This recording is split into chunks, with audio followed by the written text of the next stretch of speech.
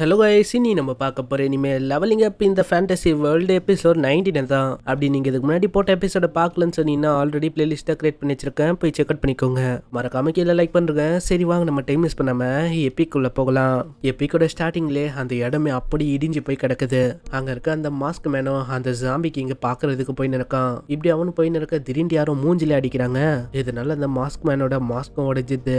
இதனாலே அந்த மாஸ்க் மேனும் அங்கே விழுந்துடுறான். இப்போ தான் நம்மளுக்கே ஒரு விஷயம் புரியுது, இந்த மாஸ்க் மேன் வந்து மேன் இல்ல, சொல்ல போனா உமனு. இதையும் நம்ம ஹீரோ வந்து சைடா அங்கிலேருந்து பார்த்துன்னு இருக்கான். அதுவும் ஏதோ மூவி பாக்குற மாதிரி ஜூஸ் எல்லாம் குடிச்சுன்னு இருக்கான். இப்பதான் அடிச்சவனே காட்டுறாங்க. அந்த அடிச்சவனும் வேற யாரும் இல்ல, அவங்களோட கூட்டாளி தான். நம்ம ஹீரோக்கும் அங்க ஒண்ணுமே புரியல, எதுக்கு இவன் அவங்களோட ஆளையே அடிக்கிறான். அதுவும் இல்லாம அந்த மாஸ்க் மேனு அவன் சொன்ன மேனே இல்ல, அது வந்து ஒரு அழகான யங்கான ஒரு பொண்ணு. அதுவும் இல்லாம ஃபைட்டிங்ல சொல்லவே தேவையில்ல, கை தேர்ந்தவ. இதுக்கப்புறம் தான் அந்த பொண்ணே சொல்லுது, என் மேல எதுக்கு கைய வச்ச, உனக்கு எவ்வளவு தைரியம் இருக்கும். இதெல்லாம் கேட்ட அவனு சொல்றான், நான் வந்து இத்தனை வருஷமா உனக்காக நான் வேலை செஞ்சேன். ஏதோ நான் வந்து நீ ஒரு ஆம்பளை அப்படின்னு தான் நினைச்சுட்டு இருந்தேன். ஆனா இப்பதான் எனக்கே தெரியுது இந்த மாதிரி நீ ஒரு பொண்ணு. அதுவும் இல்லாம நான் வந்து வந்த விஷயமே இந்த கோருக்காக தான். அதுக்காக நன்றிப்பா. ஆனா நான் வந்து வெறுமா கோரை ஒண்டி எடுக்க மாட்டேன், இங்க இருக்க எல்லாத்தையும் எடுக்க போறேன். இது கேட்ட அவளும் என்ன நீ சொல்ற அப்படின்னு சொல்ல, இதனால அவனும் அங்க புடிச்சு தூக்க ஆரம்பிக்கிறான். எவ்வளவு தைரியம் தான் என்னைய தூக்குவேன். ஆனா இதுக்கப்புறம் தான் அவனே சொல்றான், இந்த மாதிரி உன்னை விட்டு வச்சது தப்பு. என்ன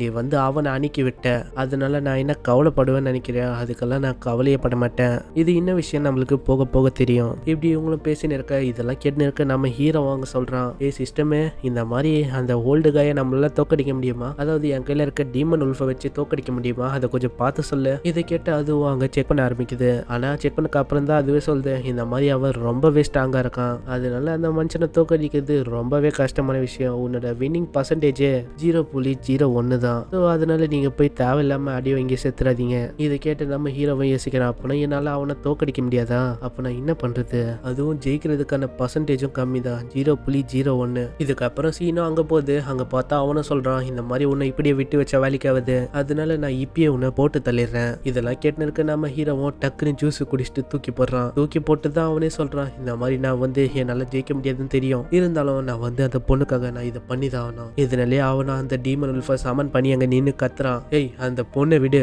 இதை கேட்டு அவனும் அங்க திரும்பி பார்க்க, ஓ உனக்காக வேற ஒருத்தவங்க வந்திருக்காங்களா? சரி, இப்போ உன்னை நான் இப்போதைக்கு நான் விட்டு வைக்கிறேன், நான் இப்போதைக்கு அவன் கூட கொஞ்சம் விளையாட்டு வரேன். இப்படி சொல்லிட்டு அவனும் தூக்கி போட்டுறான். இதுக்கப்புறம் அவங்க ரெண்டு பேருமே அங்க சண்டை போடுறதுக்கும் ரெடி ஆகுறாங்க. அங்க ஒரு கல்லும் விழுந்ததுக்கப்புறம் இவங்களும் அங்க பயங்கரமா அடிச்சுக்கிறாங்க. இப்படி இவங்களும் அங்க பயங்கரமா அடிச்சுன்னு இருக்க, ஆனா இவங்க என்னதான் ஆச்சாலும் அவன் வந்து தத்தனே தான் இருக்கான். ஒரு கட்டத்துல இவங்களும் அங்க பயங்கரமா அடிக்கிறாங்க. ரெண்டு பேரும் சேர்ந்து கூட தாக்குறாங்க. இருந்தாலும் அவன் அசால்ட்டை தடுக்கிறான். ஏதோ இவங்க ரெண்டு பேரும் ஒரு விஷயமே இல்லாத மாதிரி அவன் சண்டை போட்டுன்னு இருக்கான். இதெல்லாம் பார்த்த நம்ம ஹீரோவும் இன்னமும் கடுப்பாயிட்டு அங்க தனியாவே தாக்க ஆரம்பிக்கிறான். ஆனா அவன் குழந்தைய தடுக்கிற மாதிரி இல்ல தத்துன்னு இருக்கான். இதனாலே நம்ம ஹீரோவும் கொஞ்சம் தூரமா போயிட்டு அங்க பாலை வச்சு அட்டாக் பண்ண ஆரம்பிக்கிறான். என்னதான் இவன் பாலை வச்சு அட்டாக் பண்ணாலும் அதுல இருந்து தப்பிக்கிறான். இதுக்கப்புறம் டீமன் உல்ஃபோ பின்னால இருந்து தாக்க ஆரம்பிக்க, இதை பார்த்து அவனும் அங்க தாக்கின்னு இருக்கான். ஆனா நடுவுல நம்ம ஹீரோ வரதை பார்த்தோன்னே நம்ம ஹீரோவையும் ஒரு ஷாட் வைக்கிறான். இதனால நம்ம ஹீரோவும் தூரமா போய் விழுறான். இதுதான் சான்ஸ், அந்த டீமன் உல்ஃபையும் ஒரே கையால அவன் உடைச்சு போட்டுறான். இதுக்கப்புறம் தான் அவனே சொல்றான், இந்த மாதிரி உனக்கு ஹீரோ ஆகணும்னு ஆசை இருக்கோ, ஆனா கவலைப்படாத, உன்னோட ஹீரோ ஆகுற ஆசை அது வந்து கண்டிப்பா நிறைவேறும். அதாவது நீ ஹீரோ மாதிரி இங்க செத்து போக போற, அதுவும் நீங்க ரெண்டு பேரும் தான். இப்படி ஒன்னு சொல்ல இருக்க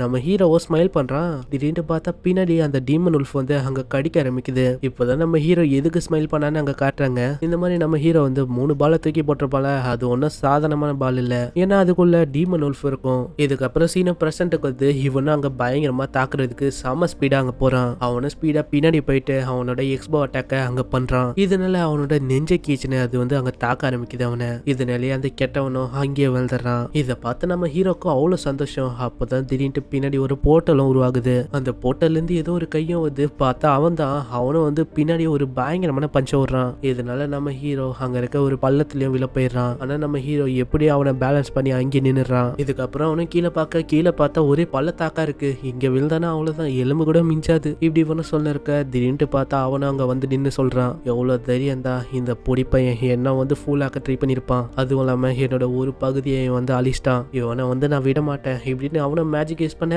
திடீர்னு இவனை யாரையோ அங்க மேஜிக் யூஸ் பண்ணி இவனை பூச்சி போடுறாங்க. யார் அதுன்னு பார்த்தா அந்த மாஸ்க் உமன் தான். சோ இது வந்து மாஸ்க் மேன் சொல்லியிருப்பேன். இப்போ இது உமன் தெரிஞ்சனால நம்ம மாஸ்க் உமனே கூப்பிடலாம். அதுவும் அங்க பிடிக்க நம்ம ஹீரோக்கும் இதுதான் சரியான வாய்ப்பா. இதனால பயப்போலியோ அங்க செம்ம ஸ்பீடா வந்து அவனோட எக்ஸ்போ வச்சு இந்த வாட்டி கரெக்டா தாக்குறான். இதனால இது இந்த வாட்டி கரெக்டா அவனோட நெஞ்சு நோக்கி போகுது. இதனாலே பயப்போலியோ அங்க விழுந்துறான். வந்துடுறான். இதை பார்த்தக்கு அப்புறம் தான் நம்ம ஹீரோக்கே ஒரு நிம்மதி, எப்படி அவனை தோக்கடிச்சிட்டேனா இப்படி இவன் சொல்றதோட இங்கே இந்த எபிசோட முடியுது. இந்த எபிசோடு வந்து அநேகமா உங்களுக்கு பிடிச்சிருக்கும்னு நினைக்கிறேன். பிடிச்சிருந்தா கீழே லைக் பண்ணுங்க. இந்த எபிசோடு எப்படி இருந்துச்சுன்னு கீழே கமெண்ட் பண்ணி சொல்லுங்க. இன்னமும் நிறைய விஷயம் இருக்கு, அதெல்லாம் ஹீட்டனா தான் இருக்கு, இன்னமும் வெளியில வரல. ஸோ இவங்க ரெண்டு பேர் எதுக்கு இங்க வந்தாங்க, அந்த கோர் என்னது, அதுவும் இல்லாம அந்த மாஸ்க் உமன் அது என்ன நம்ம ஹீரோவை கொன்றோமா? ஸோ அதெல்லாம் போக போக வர எபிசோட்ல தெரியும். அது வரைக்கும் சப்ஸ்கிரைப் பண்ணி வச்சுக்கோங்க, ஏன்னா நீங்க பார்த்துன்னு இருக்குது அனிமே பாய் இந்தியா. ஸோ இவங்க இந்த வீடியோவை இங்கே முடிச்சனால நானும் இந்த எபிசோட இங்கே முடிச்சுக்கிறேன். உங்களை நெக்ஸ்ட் எபிசோட்ல சந்திக்கிறேன். அது வரைக்கும் சைனரா.